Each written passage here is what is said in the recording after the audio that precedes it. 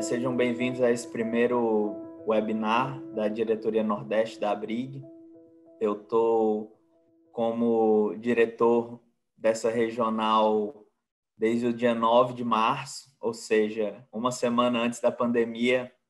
O nosso, então, presidente aí da ABRIG, o Luiz Henrique, me incumbiu desse desafio, então eu fiquei um pouco limitado de desenvolver qualquer atividade que não fosse online. Então, é uma satisfação muito grande estar podendo fazer esse primeiro evento, mesmo diante das limitações que essa situação coloca para todos nós. Mas eu creio que o tema seja muito rico e a nossa intenção aqui é dividir experiências, ter um bate-papo mesmo. E eu já agradeço a presença dos nossos convidados. Temos aqui conosco o Arthur Ferraz, que é formado em Direito, Comunicação e é gerente de Relações Governamentais da Solar Coca-Cola, que faz parte do sistema Coca-Cola, mas atua principalmente aqui na região Nordeste, na região Centro-Oeste. O João Paulo Rodrigues, que é superintendente de Relações Institucionais e Governamentais do Grupo Neoenergia, que da mesma forma tem presença em diversos estados, mas uma predominância na região Nordeste. E o João também é presidente do Comitê Estratégico Jurídico da Anshan Brasil. E completando o time, temos a presença da Juliana Selup, que é CEO da Radar Governamental, que é uma assessoria e consultoria que presta serviço na área de relações institucionais e governamentais, bem focada no monitoramento regional. Acho que é uma das que possui hoje a maior capilaridade, em termos de estados e municípios. E a Ju também é conselheira do IRELGOV, que é outra instituição que tem feito um excelente trabalho nesse momento de pandemia, promovendo uma série de debates e discussões para troca de ideias entre nós que, apesar de diferentes segmentos, sofremos muitas vezes com as mesmas lutas, E falando um pouquinho da ABRIG, a ABRIG desde 2007, essa entidade que representa a classe de relações institucionais e governamentais, os profissionais de RIG, como a gente costuma chamar, e a gente busca promover sempre debates técnicos sobre esses temas estratégicos e transversais para os diversos negócios. E a minha função aqui como seccional é difundir esses valores de transparência e de boas práticas aqui para o Nordeste. Nós, como um país continental, temos diversas formas de lidar com o governo. Eu acho que isso vai ficar refletido aqui um pouco no nosso bate-papo, das diferentes maneiras com que as empresas dialogam com o poder público. E o papel das seccionais da ABRIG é justamente esse, é tentar levar boas práticas e tentar uniformizar um pouco e desmistificar essa atividade de defesa de interesses privados perante o poder público. Então, sem mais delongas, eu acho que eu vou começar o debate fazendo uma pergunta para a Juliana Selup, da Radar Governamental, que diante desse cenário de pandemia, a gente ficou em isolamento social e não só os órgãos, mas nós como profissionais, como cidadãos, como pessoas, ficamos em confinamento. Então, a gente ficou restrito aos meios virtuais para interagir com as nossas equipes, com as nossas empresas, com a nossa família e também com os nossos clientes, digamos assim, principais do profissional de RIG, que são as entidades governamentais. Então, eu queria perguntar aqui para você, Ju, eu me lembro, acompanhando um pouco da sua atividade, aqui só uma curiosidade, tá, pessoal? Acho que a gente, se você me permite, Juliana, por favor. atuava, a gente começou a atuar na área de relações governamentais, acho que na mesma época, né? A Juliana já era advogada experiente no escritório, que tinha uma frente de relações governamentais, eu era estagiário de relações É isso governamentais, aí.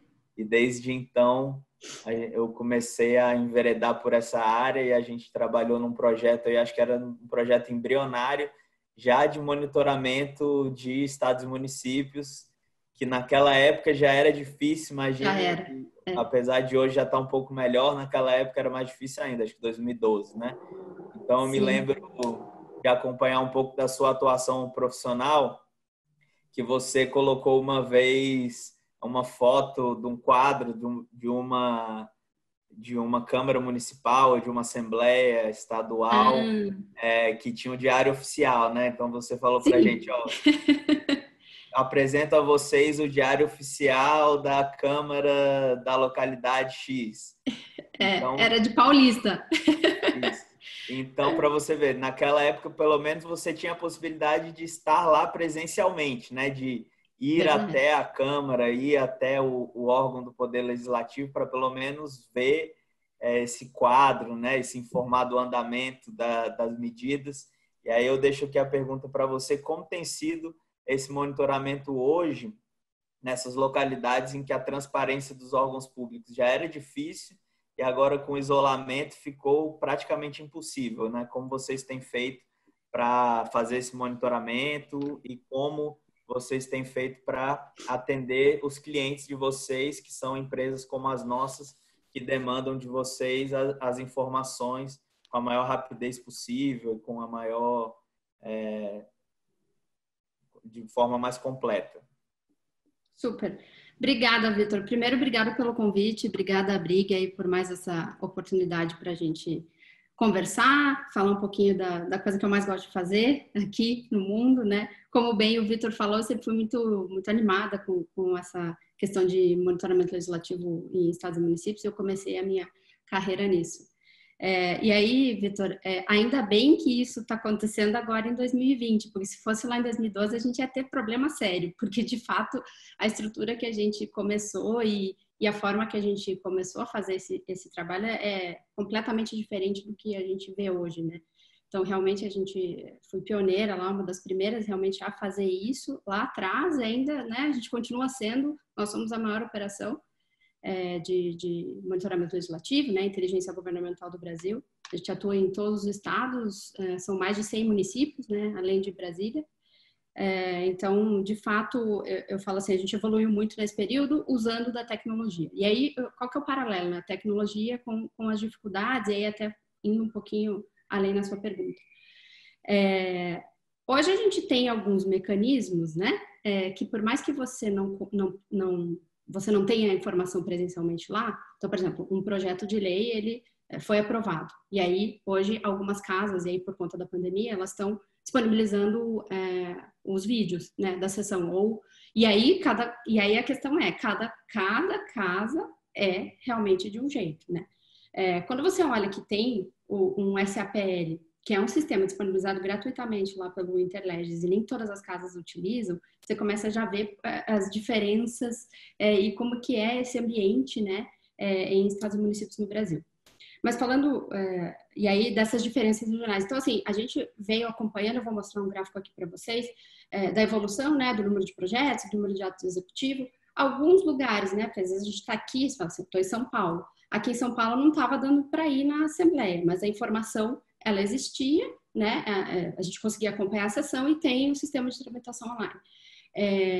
E cada lugar vem vindo de uma forma. Então, às vezes a casa tá fechada, mas ela está disponibilizando por algum meio. Ou, dado que a gente também já tem uma grande experiência em uma atuação há bastante tempo, a gente já conhece, né? Já tem as pessoas que fazem o processo legislativo dentro das próprias casas, eles estão respondendo, às vezes demora um pouquinho, mas ele responde um e-mail ou ele atende um telefone. Então, assim, eu acho que março até a metade de abril, ele foi mais crítico porque a gente também teve que se adaptar a essa nova realidade para poder dizer, puxa, no lugar lá em Paulista que não tem o diário oficial online, como é que eu vou fazer, né? Mas assim, eu acho que o relacionamento que a gente construiu ao longo desses últimos anos também nos ajudou nesse sentido, né? Então, como a gente é bem focado mesmo nisso, a gente tem conseguido, né, entregar e sem ter muita intercorrência na falta de acesso, né? Os problemas, eles continuam parecidos, então não é que a gente sempre tem problema de acesso, isso é uma realidade, né? Mas eu não acho que tenha mudado tanto por conta da pandemia. E aí, eu estou falando isso de uma forma geral. É claro que existem, e aí eu tenho um mapeamento aí que eu tenho 15% da minha operação que realmente está dando muito problema. Por quê? Porque não está disponibilizando a sessão plenária online, não tem site, não tem sistema e o acesso da casa está restrito. E aí, quando eu falo acesso restrito, às vezes ela está restrito ao público externo, mas eles estão trabalhando. Então, essa dificuldade é real, a gente tem enfrentado, realmente caso a caso. A sorte, né, o fato é que aconteceu isso agora em 2020, que a gente já construiu o relacionamento local, a gente já tem as pessoas que, né, os servidores que trabalham nesses lugares, então a gente fez aí uma força-tarefa, né, de falar, olha, a gente precisa continuar trabalhando aqui, então a gente tem trabalhado sem tantas intercorrências, né, então por sorte ou não, né, não é muita sorte o que está acontecendo, mas é que isso aconteceu agora em 2020 e não em 2012. E aí, falando aquilo que eu tinha prometido também, um pouquinho do contexto aí de o que está acontecendo no Brasil, e aí fazendo uma comparação com o federal. Eu vou compartilhar aqui um gráfico aqui com vocês, só para vocês terem um pouquinho da dimensão. Vocês estão vendo aqui? Sim. Tá. Vocês estão vendo o gráfico, né? Beleza. Aqui, ó. Então, o que a gente começou a acompanhar esse número no dia 13 de março, que foi quando a gente começou até a fazer um especial aí em relação a esse tema. E aí, esse está atualizado até a data de hoje. Eu não abri os números aqui, porque eles são os números da nossa operação, né? Então, é mais para mostrar a dimensão e a diferença que tem de volume, né? Então, a gente está falando aqui e aqui, né? Teve uma virada. Então, a gente estava falando dos atos do Executivo Federal, eles vieram vindo e agora eles aumentaram, né? Muito. Aqui essa linha laranja são os projetos de lei. Aqui, quando você olha os projetos de lei da nossa abrangência e você olha os projetos de lei federais, esse dado é sobre Covid, tá? Então, é um recorte que a gente usa lá, um cálculo e ele pega só o que é da matéria Covid. Então, projetos que já tramitavam, projetos que são de assuntos outros, né? Não está aqui nesse número. É para mostrar a dimensão. Então, veja a linha laranja e veja a linha amarela, né? Então, a dimensão, a forma de acompanhamento, ela é muito diferente. Então, é super pulverizado, cada lugar realmente é de um jeito. E a tendência, né? Então, outra coisa que isso mostra aqui, que a tendência não é nem um pouco dele voltar como que era lá em março. Então, em março a gente não existia projeto de Covid, né? E agora aqui a gente está lá em cima e com a tendência aqui de continuar aumentando. A gente tem casos aí que aumentou 15 vezes o número de projetos ou mesmo, né, daí falando aqui dos atos executivos.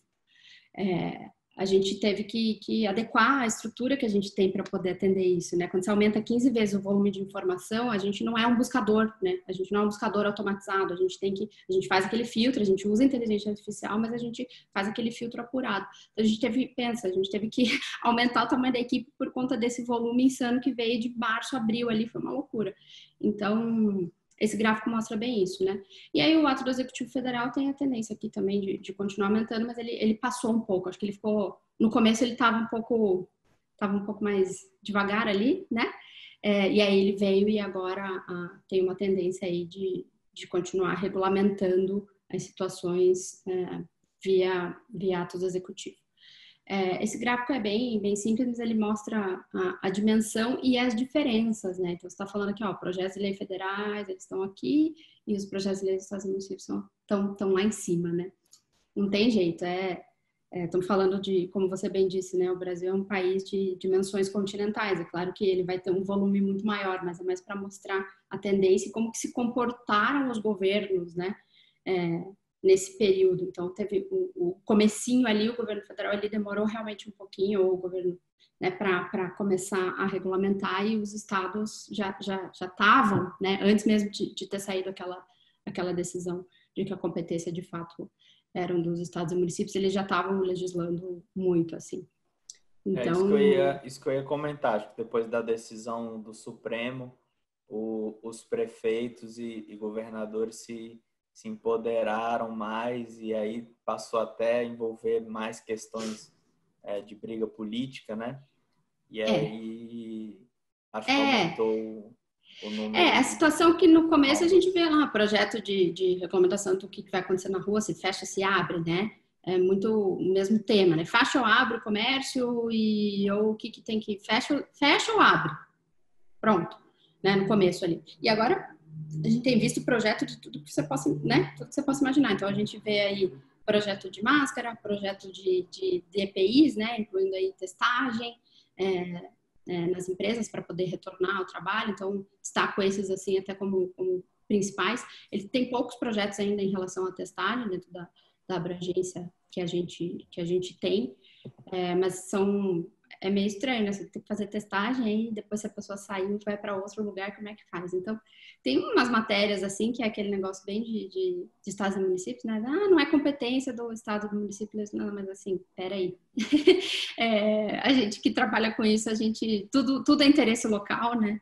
E E acaba que eles eu legislam acho que realmente. aproveitando seu gancho, eu queria passar a palavra aqui para o João Paulo, que também que atua num segmento que não parou, né, João? Que é um segmento essencial, que é a energia, né? Distribuição de energia, que teve até um aumento no consumo e sua força de trabalho não podia parar de forma nenhuma, né?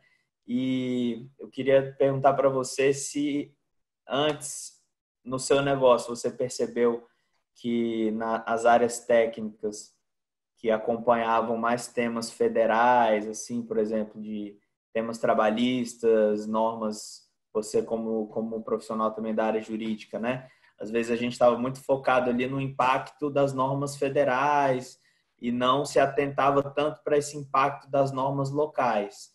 E eu Aham. acho que vocês, com uma capilaridade de operações, a gente começou a ver projetos que impactavam especificamente uma localidade. Então, se você teve que alterar a operação em uma cidade específica por conta de um PL que tratou de toque de recolher na Bahia, por exemplo, né?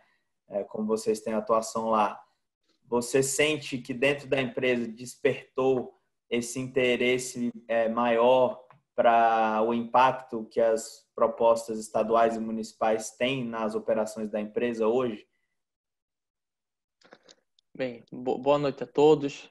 Vitor, Abrig, obrigado pelo convite. Queria cumprimentar aqui Juliana e o Arthur também, que estão dividindo aqui esse bloco com a gente. Deixa eu ver se eu consigo contribuir e te responder assim, Vitor. Você usou agora fez uma colocação que eu me lembrei do seguinte: há uns meses atrás, antes da pandemia, nós fizemos um evento.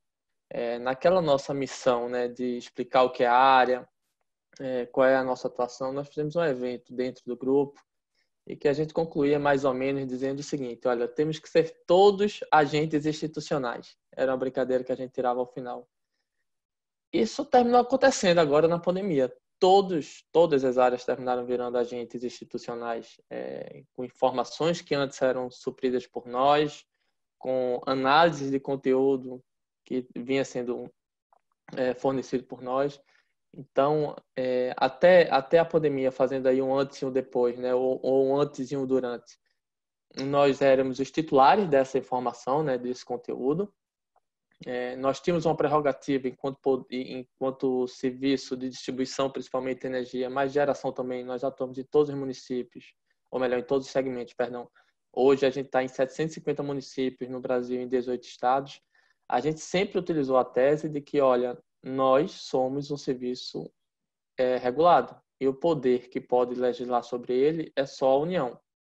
Isso, de certa forma, funcionava. né? Funcionava porque os estados e municípios tinham essa consciência. Então, nesse universo de 750 municípios que nós atuamos, nós não tínhamos um problema real, né? Eram sempre coisas muito pontuais que surgiam, porque existia essa consciência.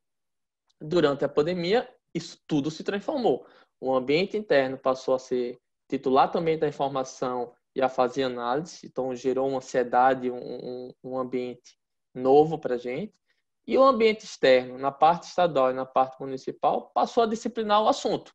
Desde atos que disciplinavam sobre a locomoção das pessoas e impactavam na nossa operação, passando por embargo de obra ou pela disciplina do próprio fornecimento de energia, determinando onde nós deveríamos ou não cortar ou suspender o fornecimento.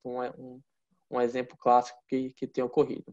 Então, assim, o aumento de atos, a Juliana mostrou aí, tem sido assustador, né? Conciliar essas coisas tem sido um desafio enorme. O que é que a gente tem tentado fazer nas duas esferas, né? Nas duas dimensões, na interna e na externa? Na interna, a gente começou a explicar às pessoas que mais do que a informação, né, mais do que a notícia, o que a gente precisa é do conteúdo. Então, não tem jeito de nós sermos mais rápidos do que o parlamentar lá que solta a notícia na rede social. Não dá para competir. Então, esse trabalho de explicar para as pessoas que, olha, segura um pouco a ansiedade, porque a gente não vai conseguir ser mais rápido e nem devemos ser mais rápido do que aquele parlamentar, do que aquele governo estadual ou municipal, é um primeiro ponto, que a gente começa a ver que há uma conscientização maior, né? Então, a gente estabeleceu uma rotina semanal, onde um determinado dia na semana a gente passa as principais informações, análises e encaminhamentos, né, do que está acontecendo nesse ambiente institucional, não só em relação a atos, tá? A gente está falando muito aqui de atos de lei, mas também em relação a outros comandos que terminam acontecendo. Então, a gente tentou estruturar dessa forma para segurar um pouco essa ansiedade, para que a gente não tropeçasse no próprio pé.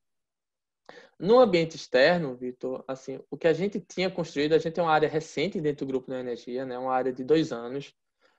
O Grupo da Energia já tem bastante tempo aqui no Brasil, mas não tinha essa área. Há 2 anos nós fomos criados enquanto área. Toda a minha equipe, eu inclusive, somos egressos de outras áreas da empresa. Nós temos jornalista, administrador, engenheiro, advogado dentro da equipe. E, para nossa sorte, nesses 2 anos, nós conseguimos construir uma rede de parcerias, né? Pode até usar aquela expressão aqui, público-privada, e de stakeholders, que nos permitiu, nesse momento da pandemia, ter um mínimo de conciliação, ter um ambiente institucional que nos permitisse apresentar nossas razões antes de alguns atos serem editados e durante ou depois desses atos serem editados.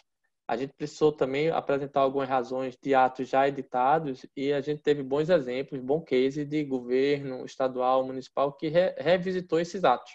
A gente chegou a ter obra embargada, que a gente precisou lá levar nossas razões, explicar que o serviço era essencial. Como você bem falou, o serviço não pôde parar, né, diferentemente de outros segmentos. Nós tivemos, e aqui não vai nenhuma análise meritória, muito ao contrário, mas só para configurar aqui, caracterizar o nosso serviço. A gente teve um impacto na arrecadação, a nossa arrecadação caiu bastante. Houve aumento do residencial, mas houve diminuição do industrial, então nossa receita diminuiu muito. O setor elétrico se comportou dessa forma. E a inadimplência, né, mercado caiu e a inadimplência subiu muito. E ainda assim a gente teve que manter os nossos serviços como eram antes. Eu diria até que melhor do que eram antes, porque a exigência, a acessibilidade da população aumentou demais. Como é que a gente faz isso? Com todos esses atos conspirando, né, aqui entre aspas, contra a nossa operação, contra o nosso negócio. Então, assim, a construção que a gente conseguiu nesses 2 anos foi muito importante para que a gente tivesse um ambiente institucional mais adequado. E aqui um último ponto, aqui para não me alongar muito na resposta. A gente tem uma governança que prestigia cada um dos negócios que nós temos, tá? Um organograma, na verdade, que prestigia cada um dos negócios que nós temos. Nós atuamos em geração, transmissão, distribuição e comercialização. Então, para cada um desses negócios, tudo dentro do setor elétrico, a gente tem uma estrutura de RELGOV ou RIG específica. E em termos de governança propriamente dito, a gente prestigia sempre as nossas operações. Então, além da gente estar dentro do negócio, a gente procura estar muito próximo das operações. Isso facilitou demais. Facilitou para a gente ter informação de forma descentralizada, que é o que a gente precisava agora, era descentralizar mesmo. E para fazer essa comunicação e fazer com que a operação reagisse em tempo e modo adequado, num momento crítico como esse. Então, isso assim facilitou demais. Eu não diria que a gente fez isso pensando na pandemia, acho que ninguém estava preparado ou previa essa situação, mas nos ajudou bastante. Então, é assim que a gente vem tentando superar todos esses impactos. Não tem sido fácil, mas os resultados são bem assim, satisfatórios. Dá aquele gostinho de que realmente agora todo mundo é institucional e que bom que seja, não tem problema nenhum você ter a informação que antes começava por mim, não tem nenhum problema. É até bom que você tenha, já facilita uma parte do meu trabalho. Não, bacana, bacana. Eu vou replicar a mesma pergunta para o Arthur agora, já pegando o gancho do João Paulo em relação à ansiedade, né? Porque assim como a Neoenergia, o João mencionou que ele tem 2 anos dessa área organizada, né, como área institucional específica do Grupo Neoenergia, apesar de já essa atividade ser exercida por outros segmentos. Eu aqui também, falando agora como gestor da área de relações institucionais do Grupo Edson Queiroz, a gente também está completando agora 3 anos em que essa área foi criada no grupo, né? Apesar da gente já ter uma atuação regulatória e institucional, mas sem que ela fosse organizada. E nessa pandemia eu percebi justamente isso que o João falou, que todo mundo se tornou uma espécie de Helgov, né? Então isso às vezes pode até ter facilitado esse trabalho da Juliana, essa capilaridade. Então a gente começou a ter o apoio do pessoal que estava lá na ponta, o gerente da fábrica no município que a gente não consegue monitorar, ele mandava o ato que ele recebeu por um assessor do prefeito, ou então mandava o ato que era divulgado no Instagram da prefeitura, né? Então todo mundo se tornou uma espécie de Helgov, todo mundo começou a monitorar e todo mundo começou a questionar, e aí agora, tá valendo, não tá valendo? Então acho que a nossa parte passou a ser muito mais analítica. E aí a pergunta que eu quero fazer para o Arthur, que no caso dele, a gente sempre se encontra aqui no Ceará, né, nesses fóruns de relações institucionais, e no caso dele, a Solar, para mim, já era um benchmarking, porque ela já tinha essa estrutura há bastante tempo aqui no Ceará, né? Então, era uma referência para nós aqui no Nordeste, mas mesmo assim, eu acho que ele pode ter sofrido também com essa ansiedade. E como é que foi, Arthur, com o seu pessoal da comunicação, das operações? Como é que foi controlar o ânimo do pessoal? Oi, Vitor. Primeiro, obrigado pelo convite. Obrigado aí para todo mundo que está acompanhando aqui esse bate-papo.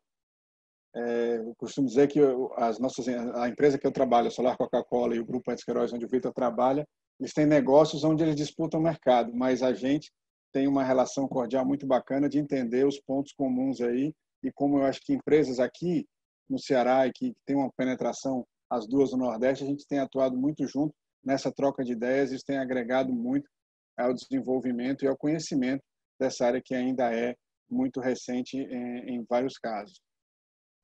A Solar atua em todos os estados do Nordeste e no Mato Grosso. A área existe desde 2015, mas foi crescendo enquanto gente. Eu me juntei a ela em 2016 e a gente, desde o ano passado, tem uma estrutura maior de pessoas que nos permitem esse trabalho contínuo. E eu me identifiquei muito com o que o João Paulo falou, realmente. A gente ganhou uma capilaridade que eu confesso tenho achado excelente. O momento para a área de relações governamentais ele tem sido muito desafiador e, como, usando uma frase que um dos nossos diretores sempre diz, o mar calmo não forma bom marinheiro, né? Então, a gente tem tido uma grande oportunidade de demonstrar a relevância da nossa atividade, tanto para dentro do negócio quanto para fora. E a gente, olhando para a porta da Solar para dentro, a gente ganhou aí um universo de 12 mil pessoas, que é o nosso grupo de colaboradores, que tem nos ajudado demais. Você vê, a gente tem fábricas em todo o Nordeste, tem mais de 34 centros de distribuições, e cada centro de distribuição desse, no interior de Pernambuco, no interior da Bahia, no interior de outros estados, eles atendem um volume de municípios que a gente não interagia tão diretamente antes da pandemia, porque a maioria das regras, das normas que disciplinavam essas atividades ou eram federais ou eram estaduais. E aí, com essa decisão do STF, que ampliou essa competência, a gente começou a interagir de uma forma muito grande com prefeituras que você não tinha essa parceria construída, como o João Paulo falou. Eu acho que boa parte dos frutos que a gente está colhendo agora, de conseguir manter a nossa operação regular, de realizar ações positivas com os estados, vem de uma construção que existe há bastante tempo, onde a gente coloca a nossa forma de agir, onde a gente se apresenta para o Estado, se coloca como o interlocutor que quer discutir medidas positivas. Mas outra parte dessas ações, elas passaram a surgir na pandemia, porque você não interagia com prefeituras de municípios menores, e hoje você pode ter um lockdown, pode ter um fechamento de determinadas atividades, pode ter questão de testagem, questão de obrigatoriedade de uso de EPI, e você tem que construir novas relações e mostrar o seu trabalho. E você tem que construir essas relações ou por meio de videoconferência, por conversas de WhatsApp, diferentemente de uma visita institucional, onde você vai lá, leva seu material, tem aquele momento de conversa física ali com a pessoa. E aí, para fazer isso acontecer na velocidade que precisa, eu passei a contar agora com um grupo de pessoas que está tão interessada quanto eu em resolver aquela situação e que está ali próximo, que conhece alguém, que já fez alguma interação com o órgão municipal, que conhece um vereador, conhece uma pessoa de uma secretaria e cria um canal para que a gente possa falar e também vira um rosto da nossa empresa nesses municípios, que é o fundamental. A gente tem que mudar o paradigma de que a gente que fica aqui num escritório corporativo ou então só viajando para fazer reuniões, mesmo com alta frequência de viagem, é a única voz da companhia, né, nessa situação institucional. Então, melhora a nossa questão de capacitar essas pessoas. Eu acho que muita gente que nunca tinha interagido comigo nesses 4 anos de Solar passou a entender o que a gente faz, se interessou, passou a contribuir mais, e hoje são pessoas que eu sei que a área pode contar com elas na ponta para resolver uma situação. Então, essa perspectiva sobre o momento da pandemia, eu acho que é muito positivo para a área de relações governamentais. Excelente, excelente. Agora eu vou fazer uma pergunta um pouco mais difícil, assim, também aproveitando um pouco da sua fala. Dentro dessa rede, né, como o João Paulo colocou, acho que todos nós que estamos aqui hoje nesse debate, e creio que todos os que fazem parte da ABRIG, né, por terem aí como base o Código de Conduta, a gente sempre busca a atuação de forma transparente e ética, né? Mas, infelizmente, a gente sabe que tem aqueles profissionais que se baseiam muito nas relações interpessoais, né? Então, eu tenho visto muito agora esses profissionais ganhando relevância, né? Agora, como a gente não tem mais os canais normais, os canais formais para atuar, muitas vezes a gente depende daquela pessoa que tem o contato, que tem o WhatsApp, né? Ou então que tem um e-mail, às vezes um e-mail Gmail, de protocolo@gmail, né? Para a gente protocolar um documento. Então, se vocês como vocês têm visto assim, que esses profissionais às vezes se valorizem, né? E às vezes dentro da própria companhia a gente tem pessoas assim, né? Às vezes tem um colega que conhece alguém na prefeitura e quer fazer a intermediação e às vezes vai contra até o nosso próprio código de conduta, né? Mas numa situação de pandemia, numa situação excepcional, às vezes o seu gestor quer ver o problema resolvido e permite que o contato seja feito daquela forma. Então, como vocês têm feito assim para manter também o compliance, né? Que eu acho que todas as nossas companhias aqui são muito avançadas nessas regras de compliance, e eu creio que seja um desafio acho que para todos, né? Eu já vi em outros debates sobre isso, como é que fica o compliance num contato com o parlamentar via WhatsApp, né? Você marcou reunião com ele, a agenda é pública, não é? Como às vezes manter isso, né? Como a gente avança nisso? É com qualificação, é com mais treinamento? Olha, puxando aqui, já que eu fui o último a falar, liderando a resposta, eu acho que tudo é uma questão de educação, no sentido de capacitação. Do mesmo jeito que para a gente falar com determinados municípios foi uma experiência nova, para muitas dessas prefeituras, eles também não têm o hábito de interagir com empresas grandes, que muitas vezes têm um sistema de distribuição ou que tem apenas a operação lá.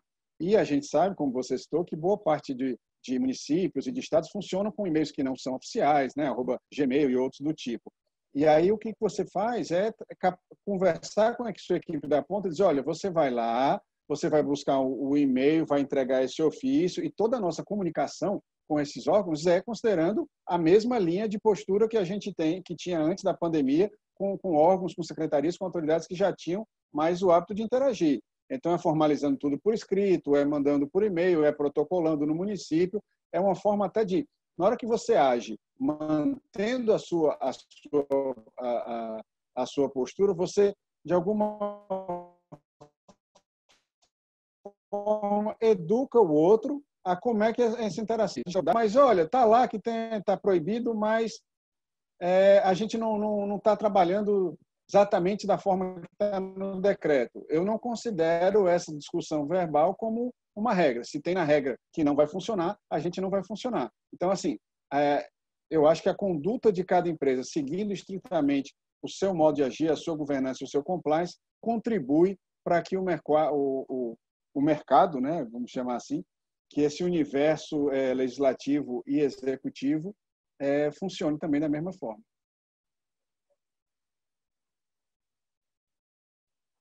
Perfeito. Acho que o exemplo tem que começar da gente como empresa, né? Alguém mais quer contribuir? Vou fazer um comentário. Isso? Na verdade é o seguinte, esse tipo de profissional, ele até pode ganhar uma relevância agora, né? Então vai ter uma relevância aí por mais 2, 3 meses. Mas não é sustentável, né? Então eu fico bem tranquila em relação a isso, porque eu acho que a gente faz um trabalho sério, correto, a gente se perpetua. E esses que fazem o trabalho dessa outra maneira, não. Então acho que isso já me deixa bem tranquila em relação ao que vai acontecer aí no futuro da profissão, né? É uma coisa temporária, é aquele negócio. A crise a gente só sabe que ela começa e que ela termina. O problema é que a gente não sabe quando. Mas o fato é que não é sustentável. Então eu nem me preocupo assim muito com isso, porque a pessoa vai ganhar uma relevância e logo ela vai se perder, né? Perfeito.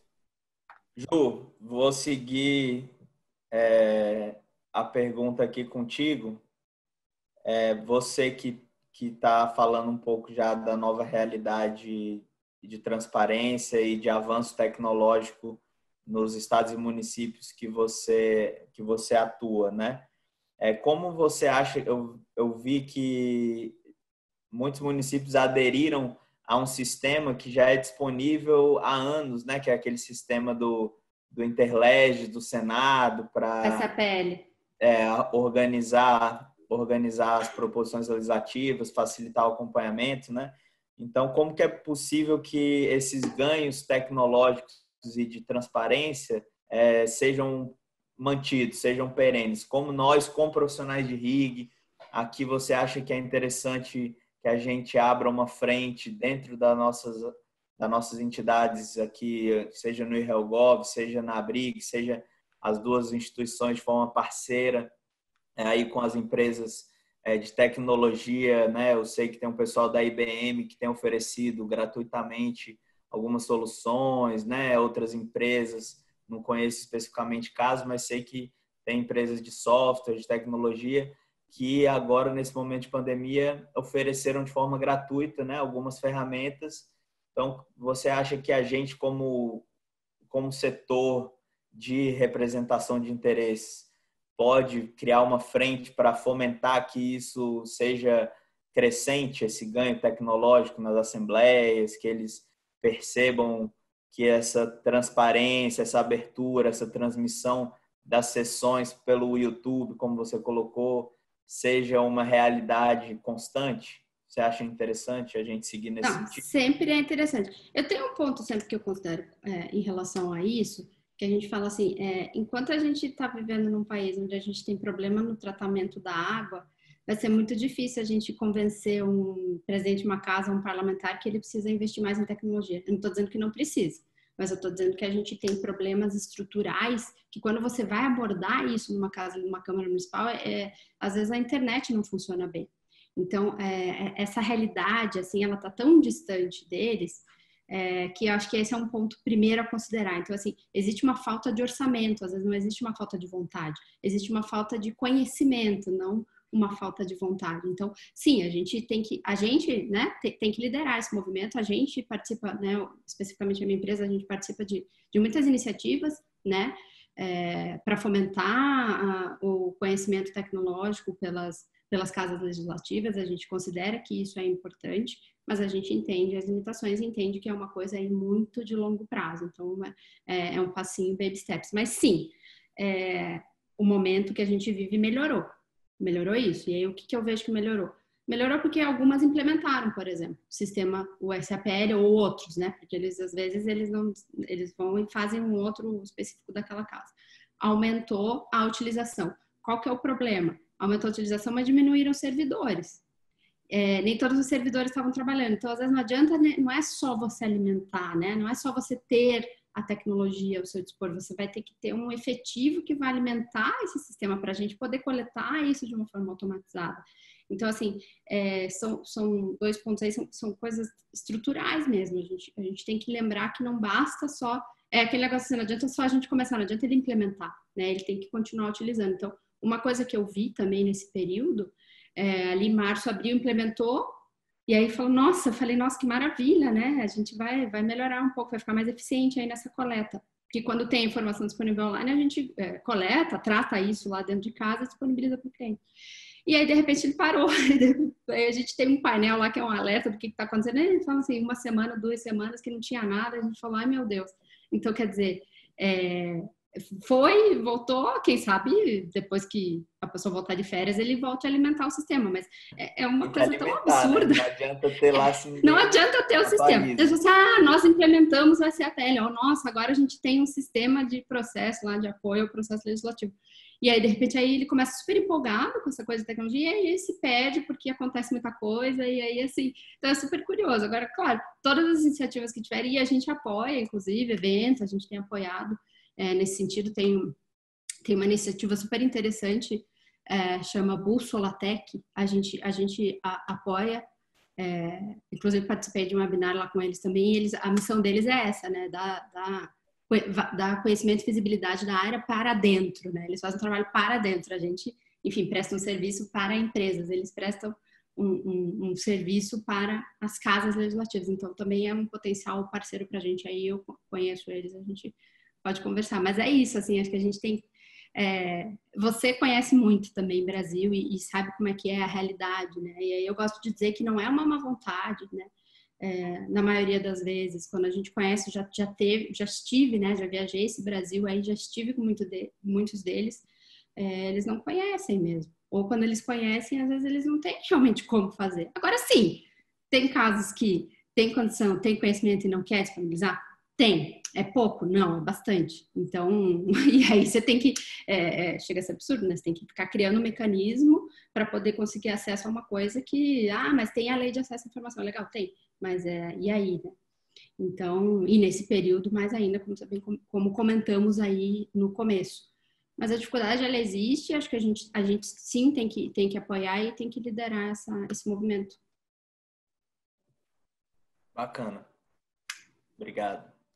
Arthur, voltando para você, o João Paulo comentou um pouco do que ele implementou na rotina dele, do dia a dia, para fazer essa gestão de normas, né? E a gestão desses novos atos que surgiram a partir de estados e municípios. Ele comentou aqui essa rotina semanal, né?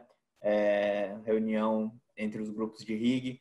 Aí, em vocês da Solar, vocês fizeram algum tipo de comitê aqui no Grupo Edson Queiroz, a gente teve a experiência de ter um comitê de contingência e crise que gerou uma troca muito interessante entre o pessoal da comunicação, né, que era quem ia passar, transmitir, né, traduzir, digamos assim, essas regras para os colaboradores, né, como a gente é de um serviço essencial que não parou, assim como vocês, no setor de bebidas. A gente aqui não parou no gás, não parou no segmento de Na água. bebidas e não parou nas telecomunicações, né? Tivemos apenas um segmento aqui industrial que parou, que foi de eletrodomésticos, mas a gente teve aqui um comitê que gerou esse debate muito rico, né?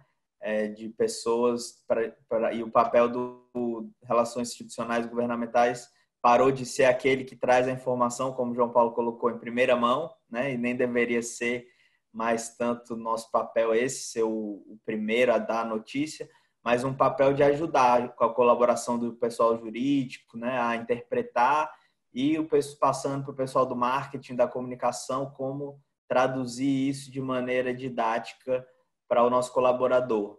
Como vocês aí da Solar fizeram? Vocês tiveram um comitê de crise também?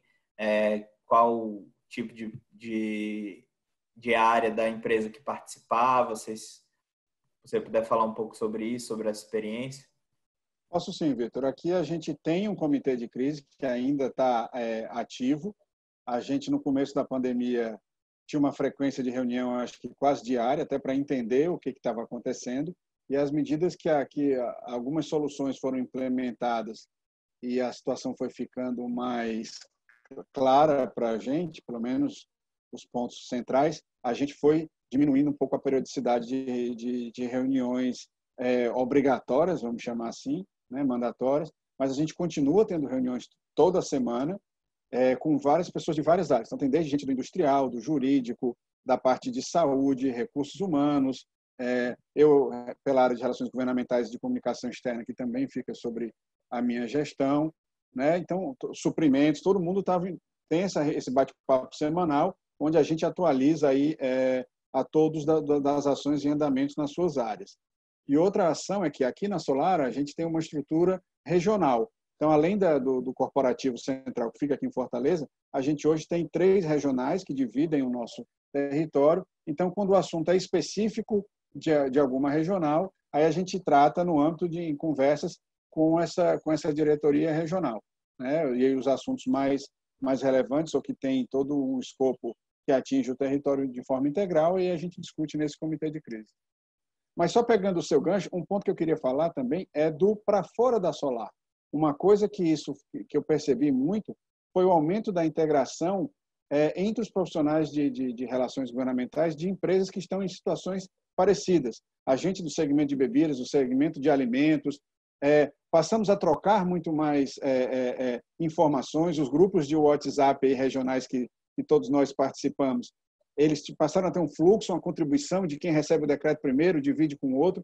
Essa compreensão de que todos estão em momentos semelhantes, né, enfrentando dificuldades parecidas e se ajudando. Isso tem sido muito positivo, né? Eu acho que as federações das indústrias, para nós que estamos no setor industrial, têm sido peças fundamentais. A gente percebe aquelas que conseguem se mover com mais agilidade, com mais capacidade, mas essa interação também aumentou muito. Então, acho que esse é um outro fator de destaque para esse momento.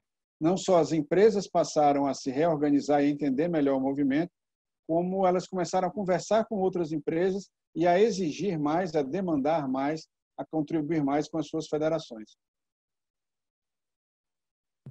Excelente, é um ponto muito bem lembrado, essa questão da integração entre os próprios profissionais de RIG, né? Muito interessante. João, você quer contribuir um pouco mais sobre como é que era essa rotina do seu comitê interno? Pode ser, Vitor. E eu queria até aproveitar e fazer um gancho com a pergunta anterior, porque eu acho que está para linkar as duas coisas, muito rapidamente. A Juliana falou muito bem de não ser sustentável relações, né, pessoais ou esse tipo de conduta. E aí, eu acho que tem um ponto aí que eu queria contribuir. A gente não abre mão, Vitor, por mais que a facilidade das redes sociais, dos canais digitais nos permitam efetivamente acelerar as coisas. O WhatsApp está aí como o maior exemplo disso. A gente não abre mão dos canais oficiais. Então, mesmo aquelas comunicações, diálogos que são travados pelo WhatsApp, e a gente não impede isso, não é restritivo em relação a isso, a gente sempre termina formalizando depois pelo canal que for necessário. E aí uma coisa que eu procuro passar, porque a velocidade da informação está muito grande, vez por outra a gente recebe documento, a gente começou a receber agora na pandemia documento oficial pelo WhatsApp, uma coisa que dá um certo incômodo. Uma coisa que eu tenho tentado separar é a questão formal da questão material. A questão formal, a gente pode se ver numa situação mais difícil, como essa, o cara mandou o WhatsApp para você, o que é que você vai fazer? Mas você corrige a posteriori, mas corrige. Da questão material. A questão material é que essa eu acho que é importantíssima. A gente tem umas regras de ouro para diálogo, para comunicação, para reunião com essas pessoas, que essas eu não vou meter aqui a todas as regras, mas essas são indispensáveis. Essas não têm exceção. Por que é que eu gosto de fazer essa distinção? Porque cumprido a parte de conteúdo, né, a parte material da relação, a parte formal pode até falhar. Você não vai ter um problema. Agora, o que você não pode abrir mão é realmente dessa parte material. Então, é isso que a gente tem tentado fazer. Em relação à estrutura, o que é que nós fizemos? A gente já tinha um comitê fixo, que a gente chama comitê institucional. Eu brinco dizendo que nós somos uma extensão nós temos uma interseção muito grande com o compliance, com a comunicação externa, com a própria área de inovação em alguma medida. E nós temos um braço no Grupo Neoenergia, que é o Instituto Neoenergia. Então, essas áreas têm uma zona de interseção de sombra muito grande. Então, há um pouco mais de um ano, a gente montou um comitê, que a gente chama Comitê Institucional, onde, periodicamente, a gente faz reuniões para tratar de assuntos de forma proativa ou, agora na pandemia, até de assuntos de forma mais reativa.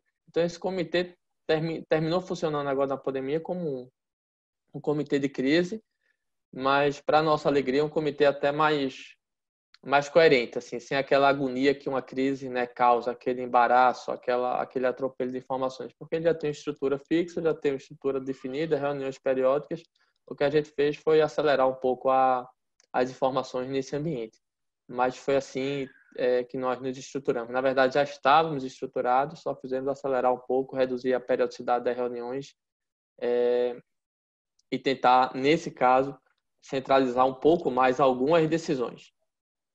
O que nós percebemos também, eu já comentei isso anteriormente, é que não dá para centralizar tudo. Então, assim, a gente reagiu a essa crise, a essa contingência da pandemia de diversas formas.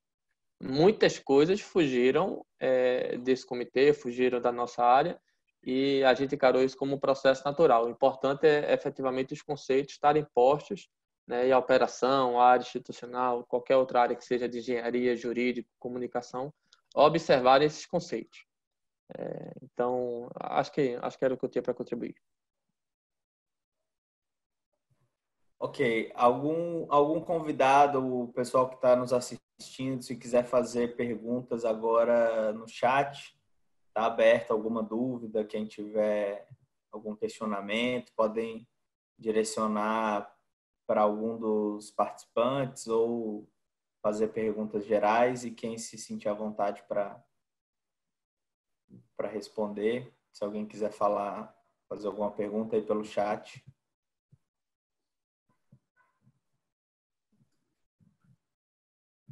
O pessoal está envergonhado, Vitor. Não se acanhe.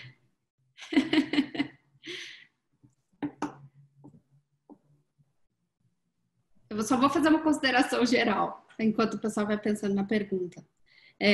De tudo que a gente conversou aqui, né? As pessoas lembraram ou elas descobriram que existem relações governamentais, especialmente que existe nos estados e municípios.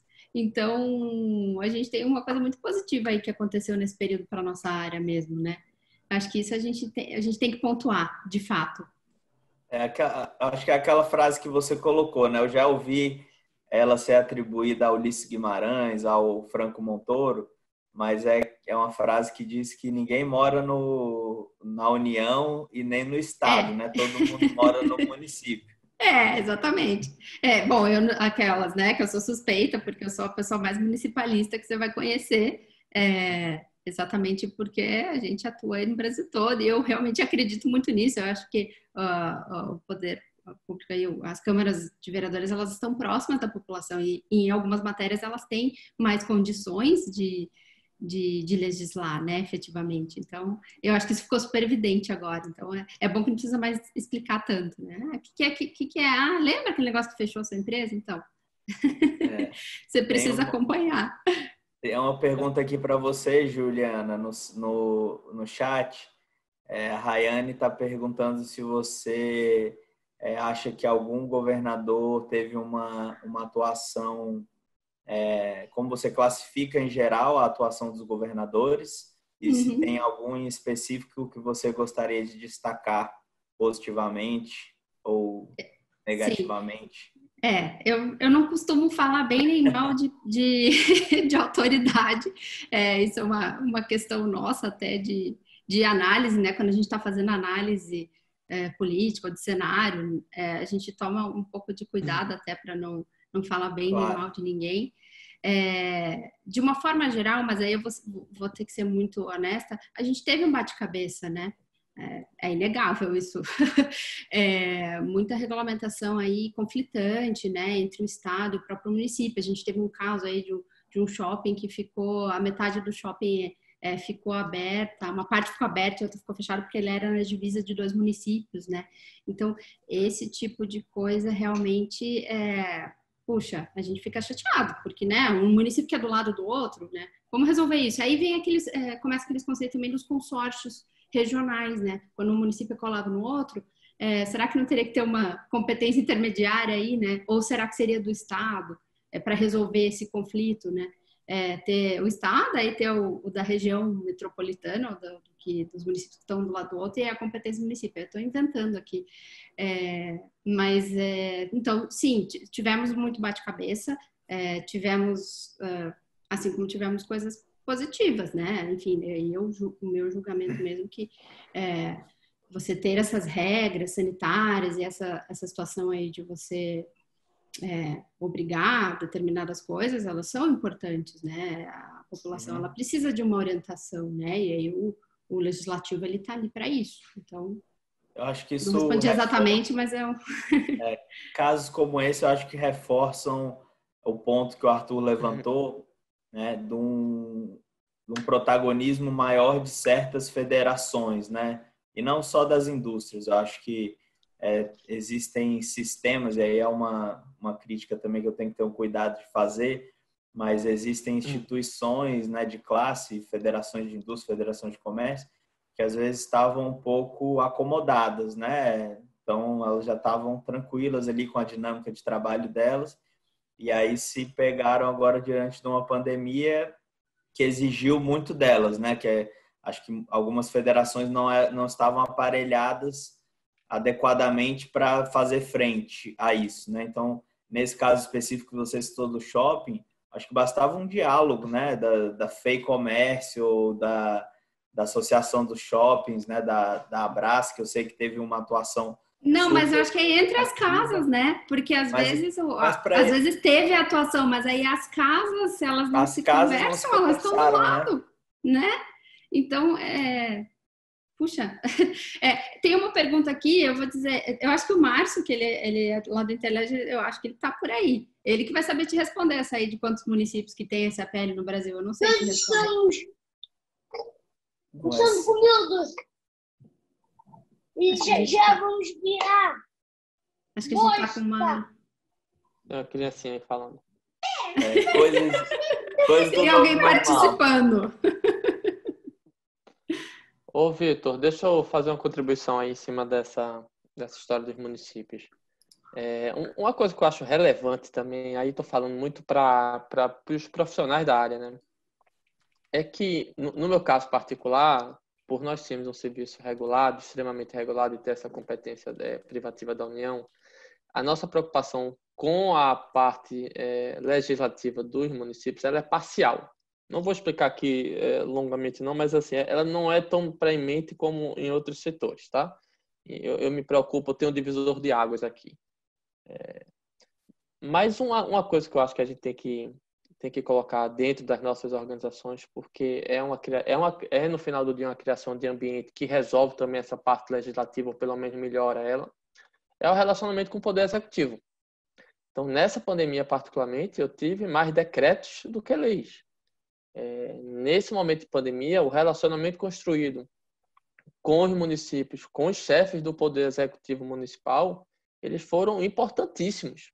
Independente de ato legal, seja decreto ou seja lei municipal, o que nós havíamos construído, as parcerias, os apoios, enfim, tudo, no nosso caso, ligação de unidades, estabelecer priorização do que de uma ligação de hospital, de uma escola, de tudo, de todas aquelas coisas que eram ainda mais importantes nesse momento, foram pontos muito úteis. Então, assim, esse diálogo com o Poder Executivo, que sai um pouco da história do monitoramento, eu acho que vale pontuar aqui. Acho que o Arthur também tem muita essa experiência lá na Coca-Cola, porque faz a diferença. Ao ponto até de se confundir em algum momento com o próprio, com a parte do monitoramento legislativo, porque no final quem sanciona lá é o prefeito, né? E ele estando atualizado com relação aos assuntos que tocam aquele setor, aquela atividade ou aquela empresa, ele pode ser, sem dúvida nenhuma, um influenciador. Isso dentro, claro, absolutamente da regra de compliance.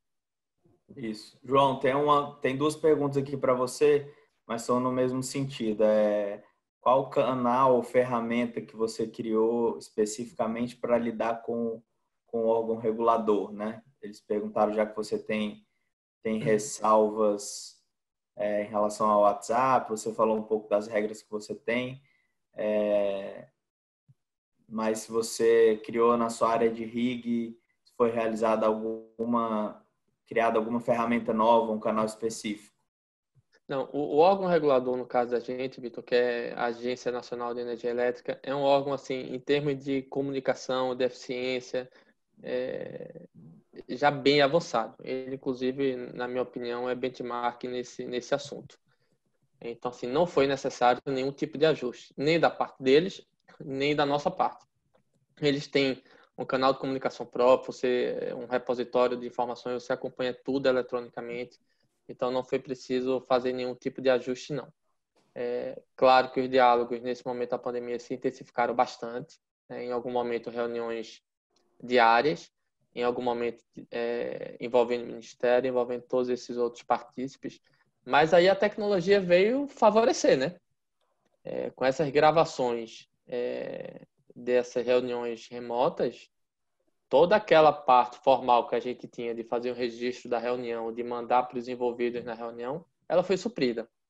Então, na verdade, até indo um pouco além do órgão regulador, o que eu fiz, aí eu volto àquela distinção entre a parte formal e a parte material, em algum momento eu abri mão, por uma desnecessidade mesmo, de algumas formalidades que a gente tinha estabelecido. Por exemplo, qualquer reunião que eu fizesse, independente de ser órgão regulador, a gente tem um formuláriozinho, não é uma ata, porque a ata é algo que nem sempre você consegue conciliar com o tipo de reunião, você não vai exigir assinatura, não vai reduzir a termo naquele momento, mas a gente faz sempre um registro sumário de qualquer reunião com o poder público e manda para aquele interlocutor, ou para aquele interlocutor ou para o gabinete dele. Muito resumidamente, é uma regra que a gente tem aqui dentro desse ambiente formal. Em algumas reuniões, ou não, melhor, nas reuniões remotas, isso foi dispensado. Não tem para que eu fazer isso. Está gravado, né? Foi previamente agendado, está lá na agenda oficial, então não preciso fazer esse registro a posteriori. Então, na verdade, houve até um facilitador. Tem outra aqui para você, João. Mas o Arthur também, se quiser contribuir como profissional também da área jurídica, ou a Juliana, que temos visto um protagonismo legislativo e judiciário em várias matérias, né? Durante a pandemia, a Juliana colocou, né, que o executivo voltou a ter protagonismo. Como vocês veem esse equilíbrio dos poderes num cenário futuro, pós-pandemia? Vai voltar ao que era antes? Ou você acha que vai ter um reequilíbrio das forças? Deixa eu fazer um comentário assim para provocar todo mundo. Eu acho que... E aí, Juliana, já pedi licença aqui, que eu vou ousar falar antes de você, e o certo é eu prestigiá-la sempre. Bem, eu acho que a turma está politizando demais essa história entre os poderes e lendo de menos. vou fazer um comentário bem bombástico aqui, porque eu tenho tido cuidado de ler as decisões, de ler os atos, e aí fiquem à vontade, meus colegas, para discordar. Tem menos coisa do que a turma está comentando. Esse conflito aparente entre poder legislativo federal, municipal, estadual é menos do que a gente vê na imprensa, né? Houve uma necessidade, há competência sim lá na Constituição, está se legislando sim sobre questões municipais. Um conflito ou outro aparece, como sempre apareceu no país. É a minha opinião. Na parte judicial, aqui eu estou fazendo, claro, um comentário geral, né? Exceções terão, e longe de mim aqui comportar tudo. Mas na parte do judiciário também. A gente teve cuidado em algum momento, Vitor, até de fazer análise de decisões judiciais para esclarecer para as pessoas o que está saindo aí na imprensa como um conflito, invasão de poder, que o artigo lá tal da Constituição permite que o Exército seja o conciliador desses conflitos. Não vejo dessa forma. Então, a gente fez um papel de traduzir essas informações, esse excesso de informações que todos nós estamos sendo bombardeados, para a organização. Essa mensagem que eu queria dizer, assim, a gente está traduzindo um pouco essas informações, que vêm de diversas formas e vêm de forma superficial, né? Muitas vezes pregando esse conflito, essa guerra entre poderes, que pode até existir, é uma guerra política, mas não é uma guerra legislativa, na minha opinião, pelo menos. A gente tem feito, e muito menos judicial, na parte que toca as decisões e não aí a posição dos órgãos. Então, a gente tem tentado traduzir um pouco, acalmar um pouco os ânimos, porque senão a gente esquece até a parte que cabe a esses órgãos, né, e a essas entidades. É isso que a gente está tentando evitar. Tem uma parte que é deles mesmo. Vamos nos tranquilizar em alguma medida. Bem, é isso. Queria contribuir também aí com a fala do João. Eu acho que tem alguns fatores que tornam esse momento ainda mais peculiar. O primeiro é que é uma pandemia que não só tem a escala que tem, mas que fez com que ninguém tivesse ideia exatamente de como reagir a ela.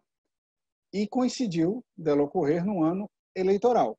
Então, quando a gente puxa isso para os municípios, você tem um volume enorme de gestores que, nesse momento, estão vendo os seus contemporâneos diretos, os governadores, muito preocupados e com recursos escassos, muitas vezes cuidando das cidades mais populosas. Você vê que quase todo o estado teve hospital de campanha ou teve medidas protetivas que acabaram se concentrando mais nas capitais pela maior repercussão, pelo maior volume de pessoas. Então, o volume de recursos que vai para as cidades do interior já é menor por natureza. Numa situação dessa, fica ainda mais restritivo.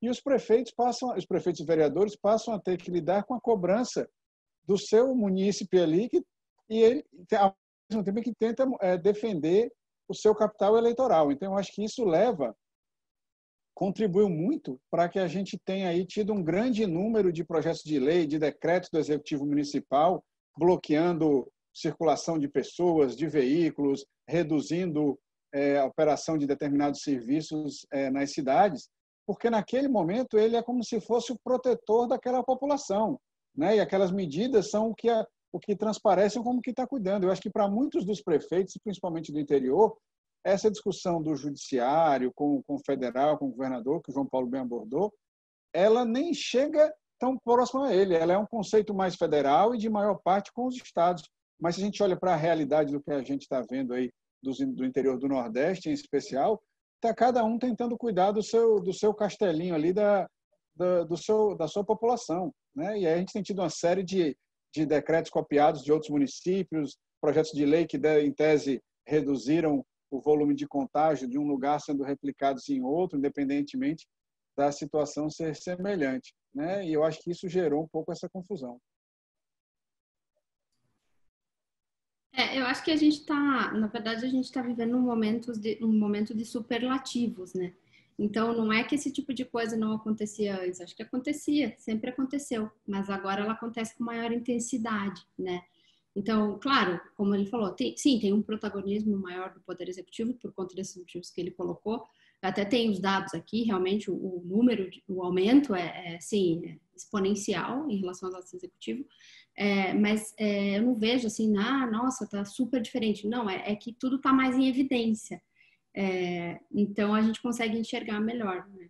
É mais, na minha opinião, é mais isso, assim, eu acho que é só pelo superlativo. Então, a gente tem a impressão, né, que tem uma guerra política maior, ou que não, na verdade, isso sempre existiu, mas ela está mais em evidência. É isso. Eu também acho que vou na mesma linha para deixar minha contribuição, também acho que vou na mesma linha de vocês. A gente que é quem lê mesmo o decreto, né, sabe aonde que apertou o nó e lê com um olhar que às vezes o jornalista quer, para fazer jus à manchete, né, colocar uma carga muito mais pesada do que o ato realmente tem, né? Então, eu acho que também para colocar uma briga política aí, muitas vezes plantada, né? A gente sabe que no jornalismo, às vezes um planta uma informação, né? Para ver qual que é a reação do outro. Mas o que a gente tem que olhar, e eu acho que aí é, como a gente conversou muito aqui, o papel do profissional de relações institucionais nesse período atual é justamente fazer essa análise técnica e mais fria, né? Das normas, para não deixar que as áreas às vezes se contaminem aí pelo viés que elas veem na imprensa ou então em grupos de WhatsApp que tem se replicado. Ansiedade generalizada. Caminhando aqui para o final, pessoal, já estamos aqui chegando nos momentos finais. Eu queria teve uma pergunta aqui da Mirtz, que é a pergunta de $1 milhão aqui para vocês. Qual será a prioridade, qual vocês acham que vai ser a prioridade dos RIGs no pós-pandemia? Qual será o cenário da nossa área de RIG pós-pandemia? Se a gente teve agora o nosso momento de glória e vamos voltar novamente a ser os incompreendidos e tentar ficar lutando para valorizar a nossa importância dentro das empresas, ou se a gente vai manter aí a nossa importância em outros projetos, o pessoal vai lembrar da gente, como a gente pode fazer aí pós-pandemia para continuar relevante nas nossas organizações. Acho que eu deixo esse questionamento e abro para as considerações finais. Se você quiser começar, Ju, como eu comecei a pergunta por você, eu vou terminar por você também. Bem, eu acho que a questão da crise e situações que aconteceram agora, se ela se prolonga por um espaço de tempo maior, a tendência é que a situação do superlativo ela se perpetue com mais intensidade no pós-crise, né? Então, o que a gente está vendo? A gente vai ficar um bom tempo ainda vivendo esse mundo do jeito que ele está. Então, eu vejo uma tendência de manutenção da relevância da área de relações governamentais. Eu acho que as pessoas, viraram uma chave. E aí, depois que você vira essa chave, você não tem como voltar atrás. Você fala assim, como que eu vou ficar sem uma área de relações governamentais? Como é que eu não vou acompanhar o legislativo e o executivo, né? Então, eu realmente acho que são coisas que acontecem, vira uma chave, ela vai e a tendência é que ela não volte a ser como era antes. Acho que a gente está com uma oportunidade única aí, que a gente talvez não teria se não tivesse acontecido, infelizmente, tudo isso. Perfeito. Arthur, quer seguir? Vamos lá. Olha, Vitor, eu acho também que é muito arriscado a gente fazer qualquer previsão sobre quando isso vai acabar ou de que forma isso vai acabar. Mas eu concordo com a linha de pensamento da Juliana e eu acho que o momento mostrou um protagonismo dessa área de relações governamentais, uma relevância para ela, que vai ser muito importante para as empresas, seja de uma forma de curadoria das informações, seja uma forma de capacitação do seu grupo de trabalhadores na ponta, e também por conta da necessidade que a gente vai ver com os estados, seja quando isso acabar ou de que forma, a gente vai estar lidando com o poder público, com estados e municípios em dificuldades financeiras, com o impacto social dessa pandemia, que a gente ainda não tem ainda uma noção muito grande do impacto dela, do efeito, mas a gente sabe que vai ser relevante. Então, a gente vai ter muita coisa a se construir. A gente pode ter mudanças fiscais, pode ter mudanças nas políticas de desenvolvimento, mudanças em políticas sociais, e cabe às empresas, às associações, às federações participar da construção desse momento. Então, acho que as empresas que souberem se colocar nessa situação, por meio desse trabalho de formiguinha, da parceria contínua que o João Paulo tanto falou, vão ter a sua relevância muito grande nessa nova fase. A área de relações governamentais das suas empresas, ou vai atrás de criar uma e buscar um suporte nesse setor, porque ele ganha mais relevância. Perfeito. João, deixamos a Vitor. conclusão com você. Tá, maravilha. Eu acho que reforço, assim, ratifico o que o Arthur e a Juliana falaram, evidentemente, muito bem colocado. O destaque que eu faria, que na verdade é uma reflexão interna que a gente tem feito, é que se antes existia alguma dúvida em relação à importância da área na organização, acho que essa pandemia deixa claro, né, que essa dúvida já passamos essa fase. Uma outra coisa que a gente tem conversado também é que definitivamente nós não somos uma área para cuidar de crise apenas.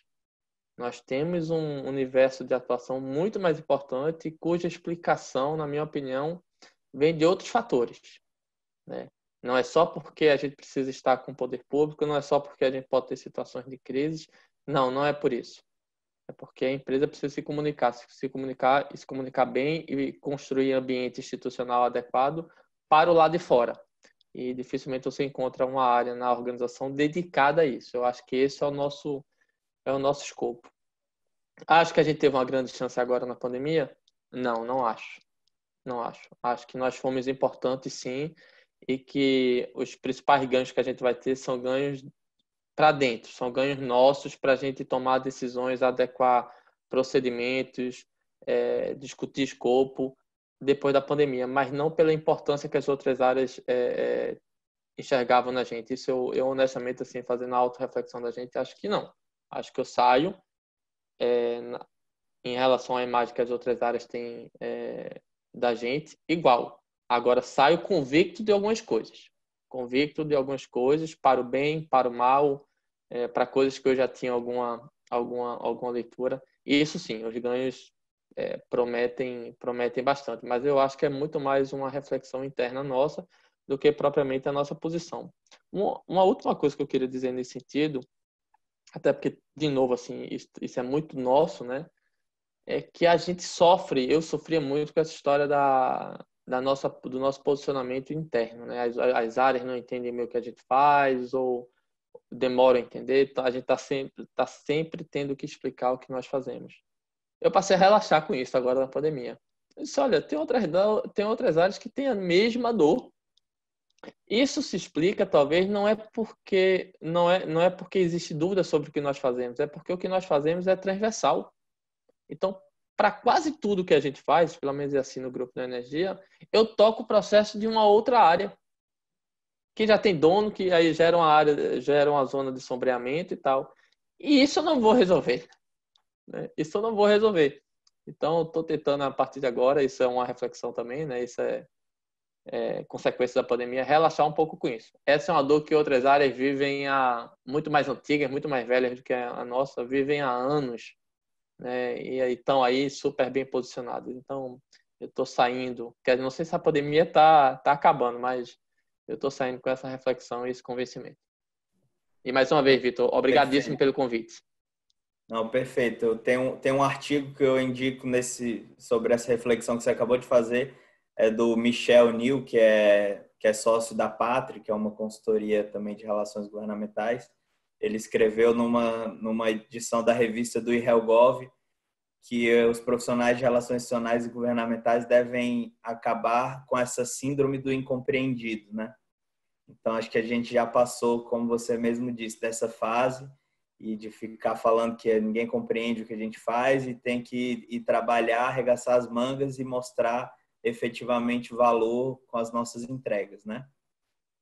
Pessoal, caminhando aqui para o final do nosso debate, eu queria mais uma vez agradecer a presença de todos, a participação aqui do Arthur, do João Paulo, da Juliana, agradecer aqui o nosso parceiro da Matchmaking, que proporcionou que esse debate fosse feito com toda essa estrutura aqui tecnológica do Zoom, agradecer aqui na pessoa do Bernard, agradeço também a equipe da Abrig, que fez toda a intermediação aí com os convidados, preparou toda a parte visual, né, de divulgação desse evento, e eu espero que tenha sido muito, muito rico para todos nós, e convido a todos para seguirem aí as redes sociais da ABRIG, quem não segue, né, que a gente tenha mais interação aí pelos canais de LinkedIn, Instagram. Eu acho que são formas da gente estar mais próximo e de ir estreitando as relações, aproveitando as ferramentas que a gente tem e atuar sempre nesses temas que são, como o Arthur colocou, apesar de, às vezes, competição, que são temas transversais e que todos estão no mesmo barco. Então, deixo aqui o agradecimento.